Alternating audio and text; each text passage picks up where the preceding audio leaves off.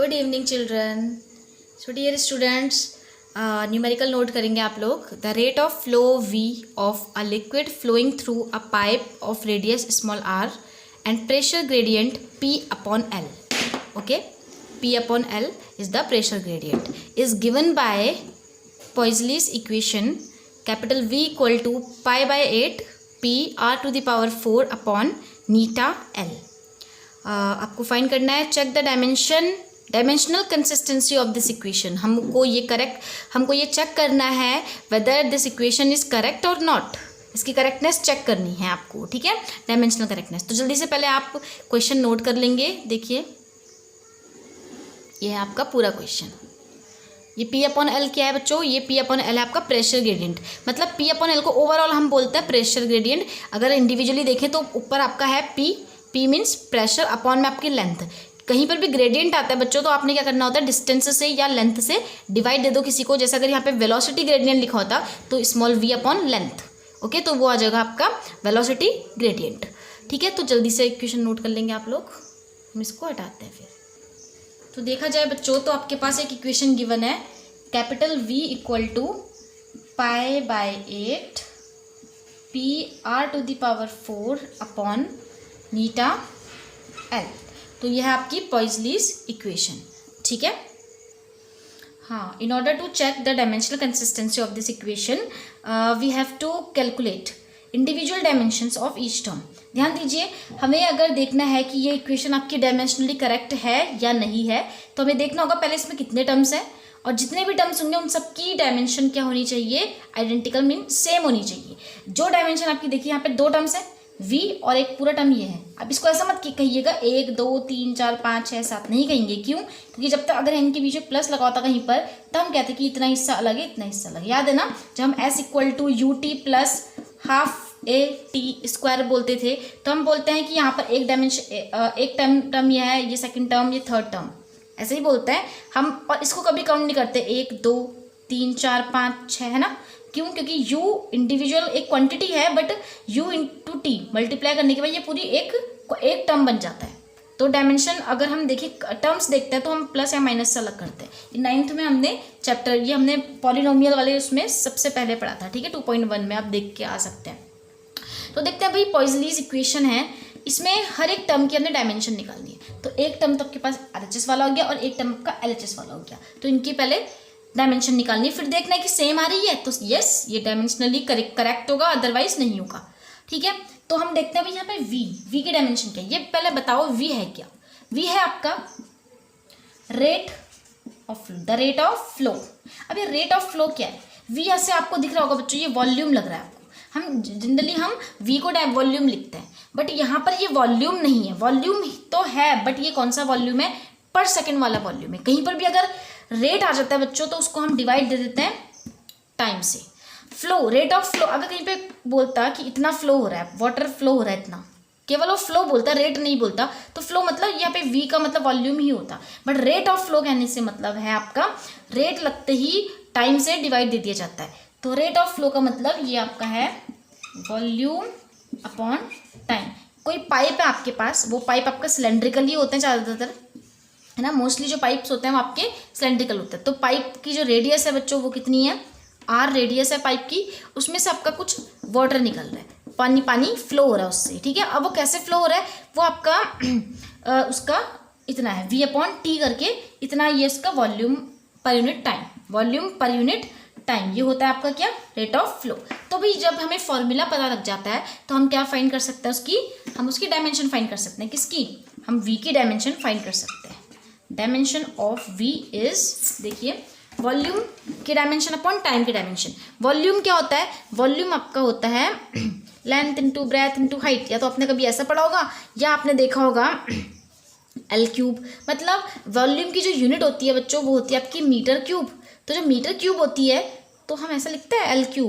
Dimension होगी इसकी L, केवल वॉल्यूम की डायमेंशन. अपॉन टाइम चल रहा है, टाइम की डायमेंशन होती है कैपिटल T. ओके, अब देखेंगे आप तो यहाँ पर अगर हम देखें तो डायमेंशन ऑफ v कितनी आएगी बच्चे, क्योंकि आपकी L3 ये t टू दी पावर 1 है. जब ये ऊपर न्यूमरेटर में जाएगा तो t टू दी पावर -1 हो जाएगा. तो dimension of rate of flow की हमें डायमेंशन मिल गई है। ठीक है, दिख रहा है आपको एल, ये L cube T minus T to the power -1। तो वी की dimension of volume per unit time rate of flow की हमें डायमेंशन मिल गई। इसे हम इक्वेशन फर्स्ट डाल देंगे। am I right? अब देखो क्या करना है हमने, अब हमें सेकेंड टर्म जो आपका RHS है इसकी डायमेंशन देखते हैं। तो ध्यान देंगे डायमेंशन ऑफ, बच्चों अगर आप लोगों ने इतना नोट कर लिया हो तो उसको हम रफ कर देते हैं। ठीक है, एल क्यूब, इसको हम साइड पे कहीं पे नोट कर लेंगे, आप साइड पे नोट कर लो कहीं पर। डायमेंशन ऑफ कैपिटल वी कितनी आ गई आपके पास, L cube T to the power -1। It is equation first. ठीक, अब हमें बात करनी है RHS की, मतलब dimension of RHS, dimension of π/8 PR to the power 4 upon eta L। Okay, ये आपको थोड़ा सा ब्राइट हो रहा है, एक मिनट। ठीक है, अब यहाँ पे सही हो रहा है। Dimension of π/8 PR to the power 4 eta L। देखो मैंने आपको बताया था पहले भी क्वेश्चन में, P क्या है आपका, P है आपका प्रेशर, R आपकी रेडियस है, नीटा है आपका कोफिशिएंट ऑफ, कहीं पे आप नोट कर लेंगे, कोफिशिएंट ऑफ विस्कोसिटी। ये अपने चैप्टर जो हमारे आगे के चैप्टर्स आएंगे विस्कोसिटी का क्या है, कोफिशिएंट है। ओके, ये हमने सेकंड वॉल्यूम है आपकी, जो सेकंड बुक है फिजिक्स की, उसमें आपका फ्लूइड मैकेनिक्स चैप्टर है फिर विस्कोसिटी, वहाँ आपने ये पढ़ना है। ठीक है, कोफिशिएंट ऑफ विस्कोसिटी कहते हैं, सिंपली विस्कोसिटी भी इसी को बोल देते हैं। तो देखेंगे π/8 की कोई डायमेंशन नहीं होती, प्रेशर की डायमेंशन पता है, π/8 की क्यों नहीं होगी, क्योंकि π/8 इज अ कांस्टेंट, एक नंबर है, तो आप इसे साइड पे लिख सकते हैं, is a dimension less quantity. जल्दी से आप इसे इतना नोट कर लो बच्चों, पहले फिर हम इसको मिटा देंगे ना। हाँ, फिर देखिए पाई की डायमेंशन कुछ नहीं होती, पी की डायमेंशन लिखते हैं। प्रेशर आपको पता होना चाहिए, you must know, pressure equal to कितना होता है, प्रेशर होता है आपका फोर्स अपॉन एरिया। ठीक है, तो फोर्स की आपकी होती है, तो जो भी डायमेंशन आपकी फोर्स अपॉन एरिया की होगी वही आपकी किसकी होगी। ठीक है ना, तो हम इसकी डायमेंशन आपको याद होनी चाहिए बच्चों, वैसे इसकी डायमेंशन होती है MLT-2, ये तो हो गया फोर्स की, है ना, MLT-2, यहाँ पे बताते हैं, चलो MLT-2 अपॉन एरिया की डायमेंशन होती है आपकी L2, तो इसको हम इससे कैंसिल करें तो आपके पास आएगा MT-2 और ये अपॉन में L बचेगा, और जब बच्चों ये L ऊपर जाएगा आपका, ठीक है, तो ये L की पावर -1 हो जाएगा और T-2 आ जाएगा।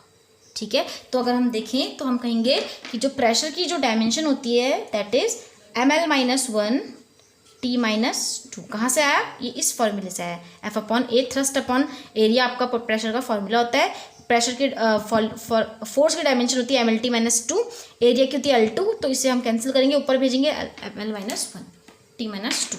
ओके, तो जल्दी से इतना नोट करेंगे। तो ये प्रेशर कितनी होगी, R क्या है आपकी, लेंथ है, तो लेंथ की डायमेंशन तो होती है आपकी, रेडियस है, रेडियस की डायमेंशन आपकी L होती है। अब R टू द पावर 4 है तो आपके पास L टू द पावर 4 हो जाएगा। ठीक है, फिर देखेंगे, इसको मिटा दूँ। ठीक है, फिर 8 की कोई डायमेंशन नहीं है। नीटा की देखिए, नीटा की हमने इससे पहले वाले लेक्चर में मैंने आपको नीटा की डायमेंशन लिखाई है, और वो है आपकी ML-1 T-1। ये आपकी नीटा की डायमेंशन, नीटा मतलब कोफिशिएंट ऑफ विस्कोसिटी। ये हमने इससे पहले वाले लेक्चर में इसको करा है। अब देखिए इससे पहले वाला न्यूमेरिकल देखना, उसमें हमने कोफिशिएंट ऑफ विस्कोसिटी की डायमेंशन फाइंड की थी। ठीक है, अब इसकी डायमेंशन लिख देते हैं यहाँ पर, ML-1 T-1। L लेंथ की डायमेंशन तो ऑब्वियसली आपकी L होती है। ठीक है, तो आगे करते हैं इसको। ध्यान से देखूँ, L-1 ऊपर भी L-1 नीचे, तो ये और ये कैंसिल, एक जैसा है तो काट दो। M की power 1 M to the power 1 ये भी एक जैसा है, इसे भी काट दिया। आपके पास बचेगा एक, बचता आपके पास T-2, एक होता है L की पावर 4। देखिए L की पावर 4 नीचे आपके पास एक +1 है। ठीक है, तो चलो ऊपर भेजें इसको, T-2, ऊपर आपके पास एक T-2 बचा है और एक L टू द पावर 4 बचा है। ठीक है, ऊपर का निपट गया, नीचे का देखते हैं। नीचे आपके पास T-1 है, जब ये न्यूमरेटर में ऊपर जाएगा तो ये बन जाएगा आपका T टू द पावर +1, और ये L टू द पावर +1 बन जाएगा ऊपर जाके L टू द पावर -1।